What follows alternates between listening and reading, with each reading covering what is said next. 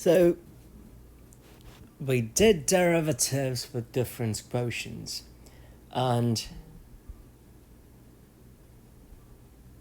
the process of using difference quotients to find derivatives would become quite cumbersome as the complexity of the function increases. So we have to have some sort of a rule, and that's what we are going to talk about.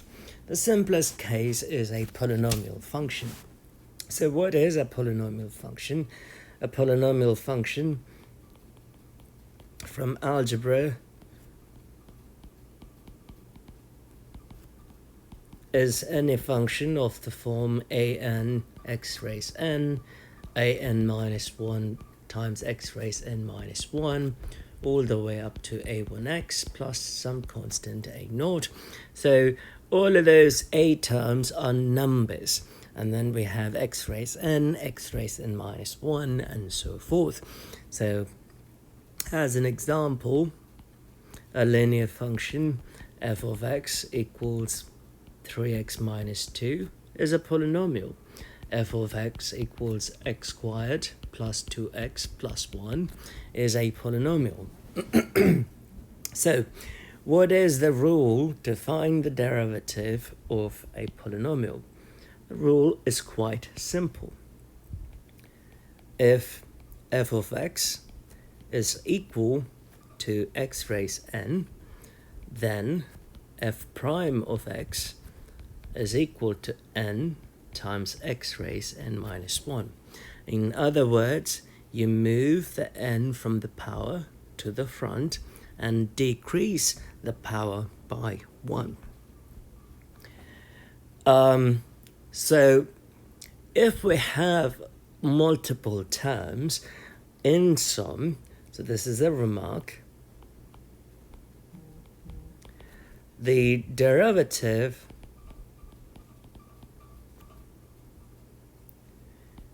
is distributive. That is, if you have multiple terms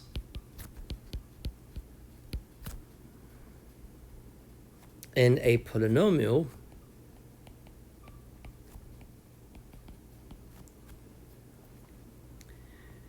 you take the derivative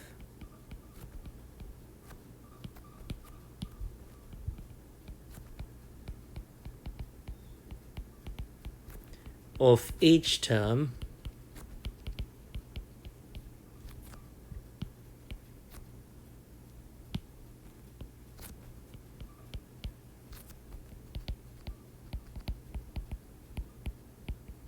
individually.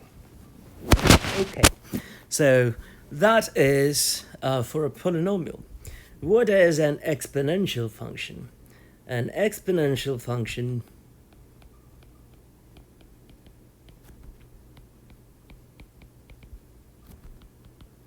is f of x equals e raised x. The derivative f prime of x is also e raised x. From a practical standpoint, if you think about it, derivative is rate of change. Specifically speaking, it's instantaneous rate of change. And if someone asked you, well, how is an exponential function changing at any given instant? Naturally, the answer would be, well, it is changing exponentially, which is why the derivative of e raised x is e raised x.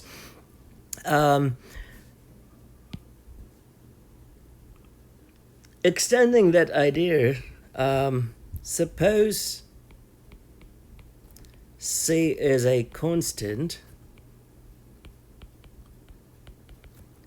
What is the derivative of f of x equals c. Think about it again. So c is a constant. The question we are asking is how does a constant change at any given instant? Well, does a constant change? Absolutely not. So the derivative is 0. So the derivative of a constant is 0. So here is a simple problem. F of x is equal to x squared. We want to find the derivative. Always identify the independent variable. All the other terms are constants. So the independent variable here is x.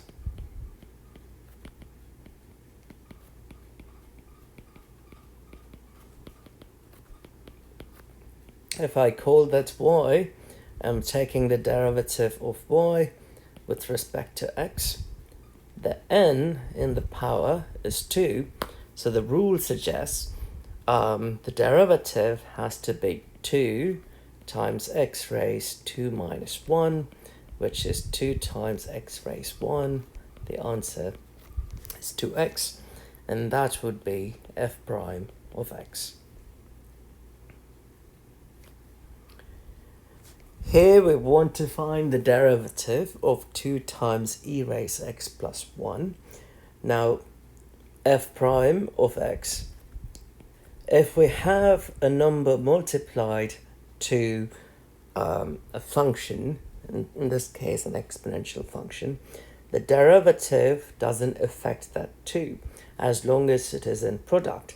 So 2 remains as is. The derivative of e raised x is simply e raised x plus the derivative of 1 is a constant, so that would be 0. So in this case, the answer is 2 times e raised x. So if you want to explicitly write this, we're trying to find df over dx. So you take the derivative of the first term and the derivative of the second term. This is what I meant by things being distributive. In the sense you can distribute the derivative through to individual terms. So here is another case, the independent variable.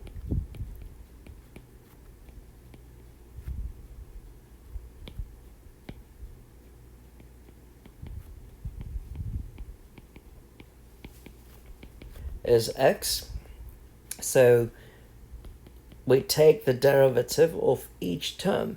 So the first term has a power of 2. So 2 comes to the front and x raised 2 minus 1.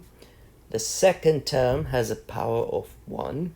So 1 comes to the front, x raised 1 minus 1. And the last term is a constant, and the derivative of a constant is 0. So we have 2 times x raised 1 plus 1 times x raised 0, which is 2x plus 1. So here is a tricky problem. We're trying to find the derivative of u of t. So the independent variable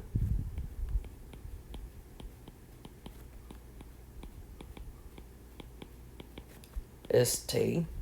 The dependent variable is u. So what we are trying to find is du over dt, or u prime, or u prime of t. They all mean one and the same. So 2 remains unaffected. The derivative of e raised t is e raised t. T has a power of 2, since we are taking the derivative with respect to t, 2 comes to the front, t raised 2 minus 1. 1 is a constant. The derivative of a constant is 0. So the answer is 2 e raised t plus 2t. 2 minus 1 is 1. So we have 2 e raised t plus 2t. If we pull the 2 out, we have e raised t plus t. And that would be the derivative in its simplified form. So in this problem, we have g of u, so the independent variable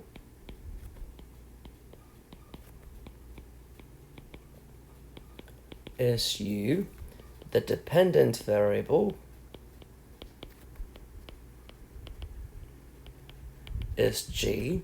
What we're trying to find is dg over du, or g prime of u, or simply g prime. Now, you see that square root and you may say, oh, that is confusing. What should I do? Well, you could rewrite that square root of u as u raised 1/2. They are one and the same, and you have u squared. So now we could use the rule that we have. N here would be 1/2, n there would be 2. So 1/2 comes to the front, u raised 1/2 minus 1. In the second term, 2 comes to the front, u raised 2 minus 1. So 1/2, u raised 1/2 minus 1 is negative 1/2, plus 2, u raised 2 minus 1 is simply 1. If you want to get rid of the negativity there, you could move u raised negative 1/2 to the denominator. It becomes u raised positive 1/2 plus 2u. And if you still want to rewrite in a different way, well, I could write it as 2 u raised 1/2 plus 2u. If you want to write it in a radical notation, that would be 1 over 2 root u plus 2u.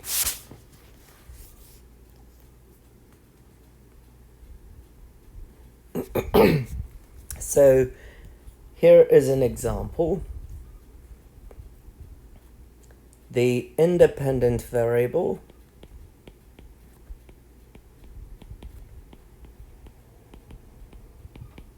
is t. The dependent variable is f. We are trying to find df, the rate of change of f with respect to t. Specifically speaking, instantaneous rate of change of f with respect to t.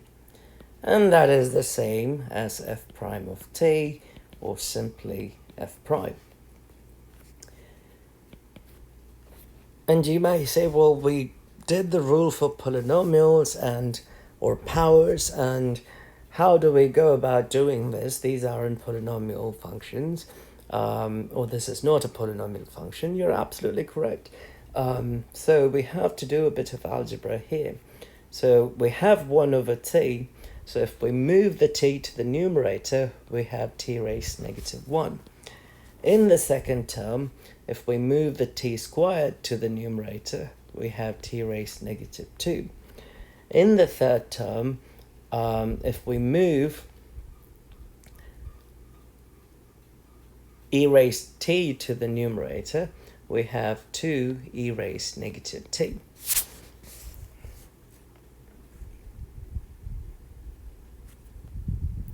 So how do we take the derivative?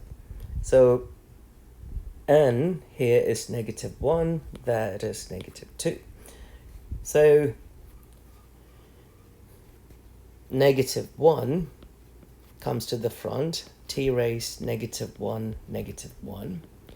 -2 comes to the front, t raised -2, -1, plus 2 times, side note, derivative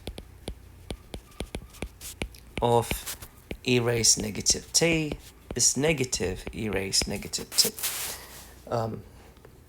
So we have negative e raised -t,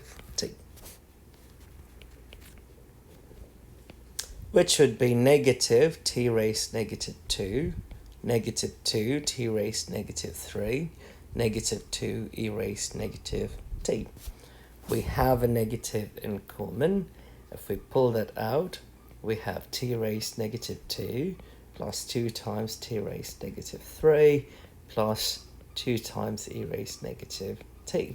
You can leave the answer as is, but if you want to write it the way it was in the question, removing negativity, we can move things to the denominator. T raised -2 is 1 over t squared.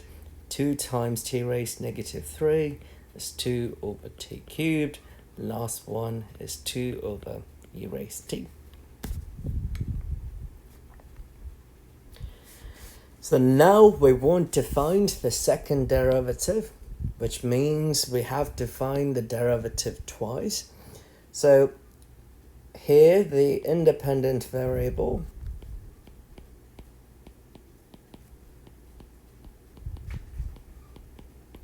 is s, and the dependent variable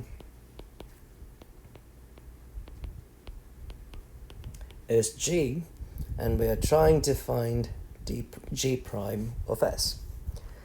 So we have to rewrite the square root as s raised 1 over 2 plus 2. So 1/2 would come to the front, and we have s 1/2 minus 1. 2 is a constant. Derivative of a constant is 0. So that would equal to 1/2 s raised -1/2. You may leave it as is, or you could write it as 1 over 2 times s raised 1/2, which is the same as 1 over 2 times square root of s. We have to take g prime of s and take the derivative of this term again to get g double prime of s, which is the second derivative. So we have 1/2 already. The negative 1/2 is going to come to the front now. S raised -1/2 -1, which is -1 over 4. S raised -1/2 -1 is -3 over 2. You can leave it as is, or you could write it as -1 over 4 s raised 3 over 2. There are multiple ways to write s raised 3 over 2, but I am going to show you one way. I could write s raised 3 over 2 as s cubed raised 1 over 2, which would be -1 over 4 square root of s cubed. It depends on what WebAssign wants or what the exam is going to be, but either format is acceptable. Typically, we like to write it in this notation because it sort of looks nice. Here we want to find the derivative of, this has to be x. Derivative of f of x, and we have ax squared plus bx cubed plus c divided by x squared. And this looks nothing like what we've learned so far. So how do we do this problem? First thing to note, the independent variable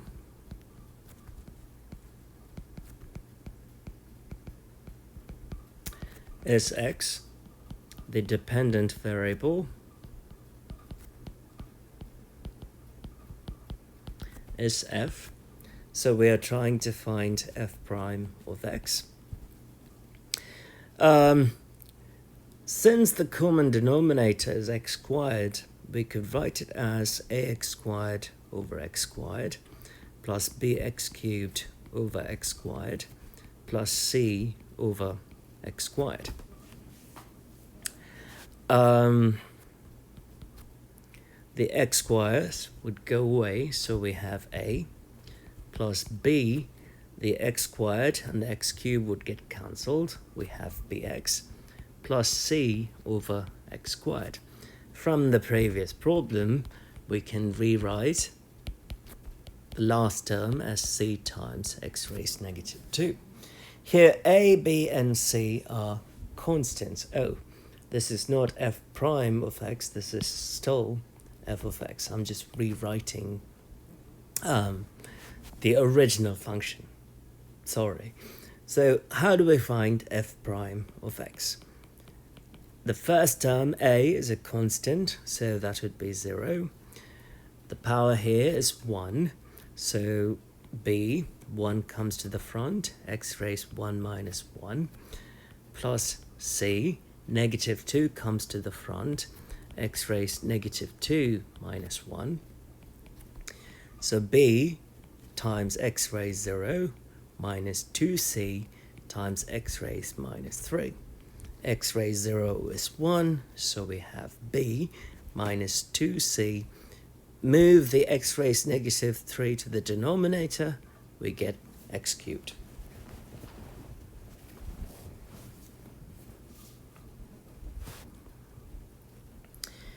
Here we have to find the second derivative of e raised x plus 2 plus e raised x plus 1 plus e. The independent variable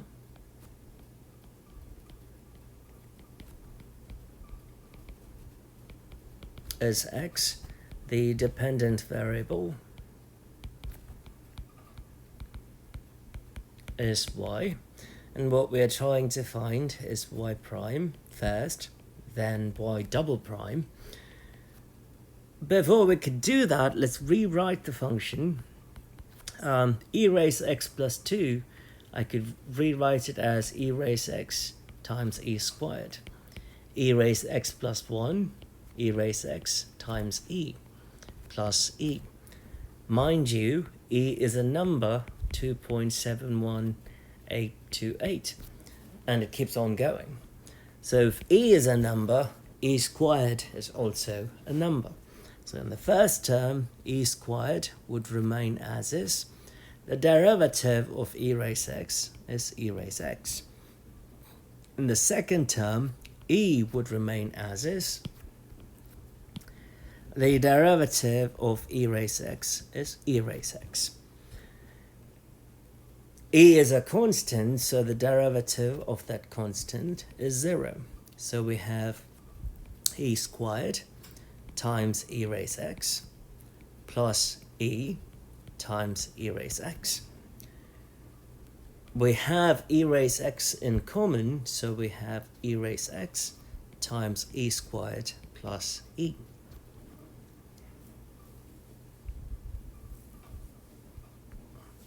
Now we want to find the second derivative.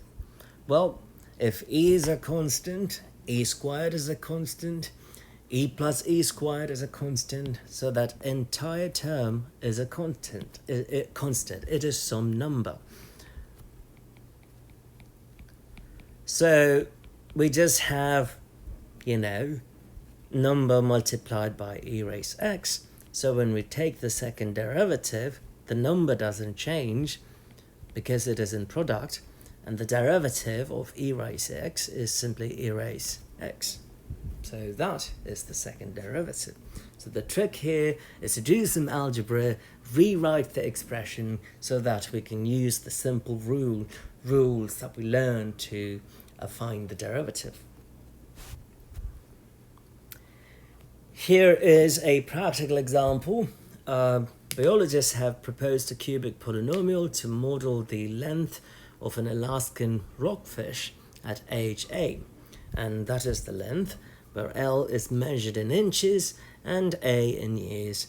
Calculate dl over dA. L is the dependent variable,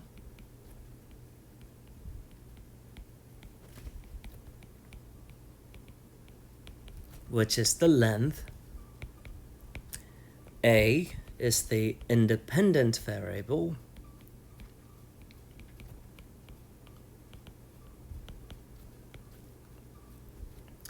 which is the age. So dl over dA is the rate or instantaneous rate of change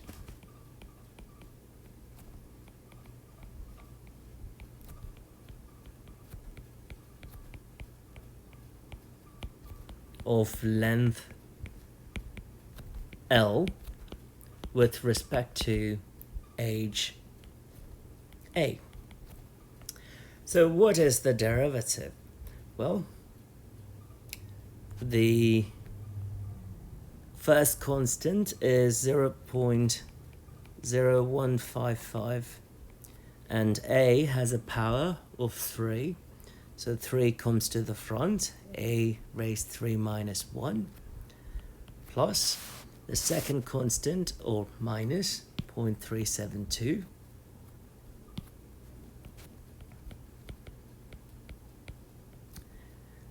A has a power of 2, 2 comes to the front,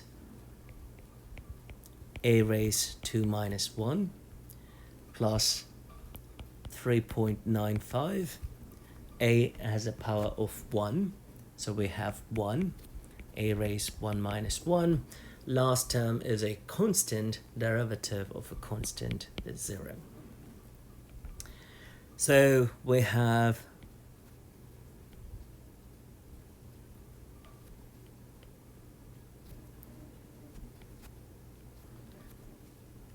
three times that, which would be 0.0465 A squared.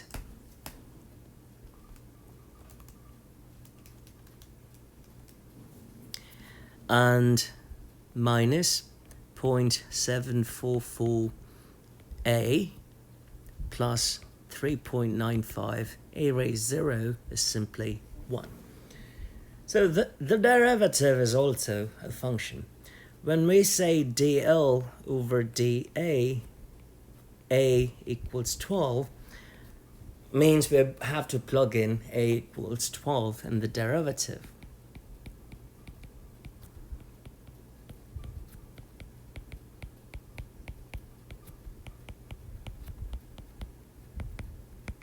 So if we use the calculator, I'm trying to type that in here quickly.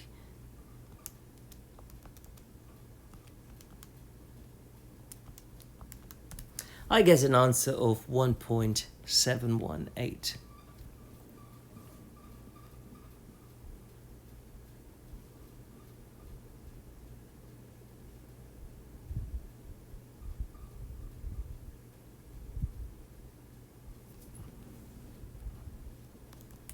Let's just double check. So how would we interpret the answer? We know that dl over dA is simply the rate of change of the length with respect to age. So at 12 years of age, the instantaneous change in length of an Alaskan rockfish is 1.718 centimeters. And that would be the interpretation. And we are looking at the instantaneous rate of change. At the moment of age exactly equal to 12, what is, or how does the length change? In this case, it is 1.718 centimeters. So here is another practical example from a journal. The number of tree species in a given area A in the, how do we pronounce that, Paso Forest Reserve in Malaysia has been modeled by that function, where A is measured in square meters. We have to find S prime of 100. Here the independent variable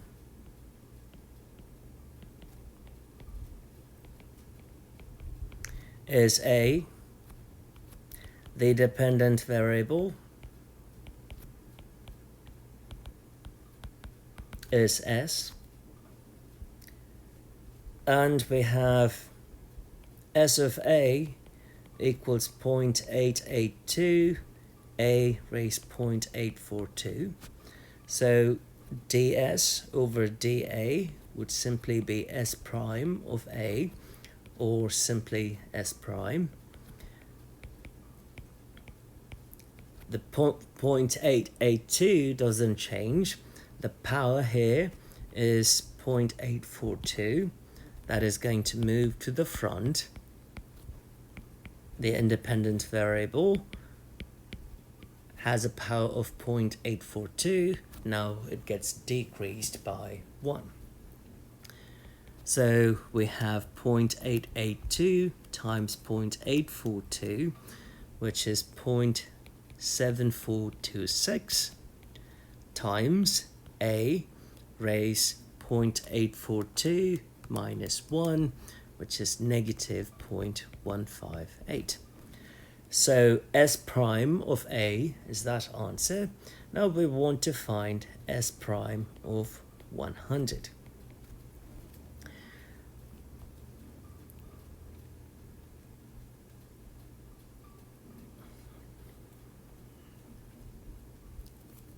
So 0.7426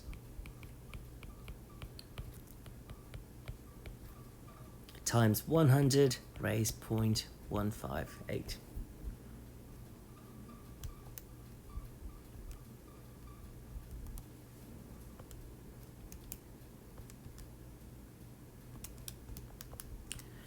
And I get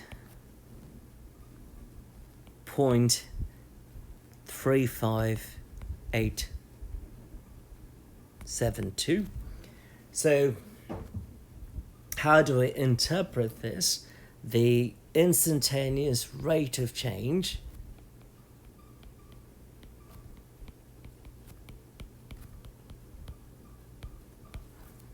in the number of species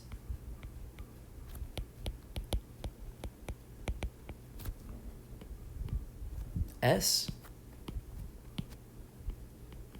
with respect to the area A at A equals 100 is 0.35872.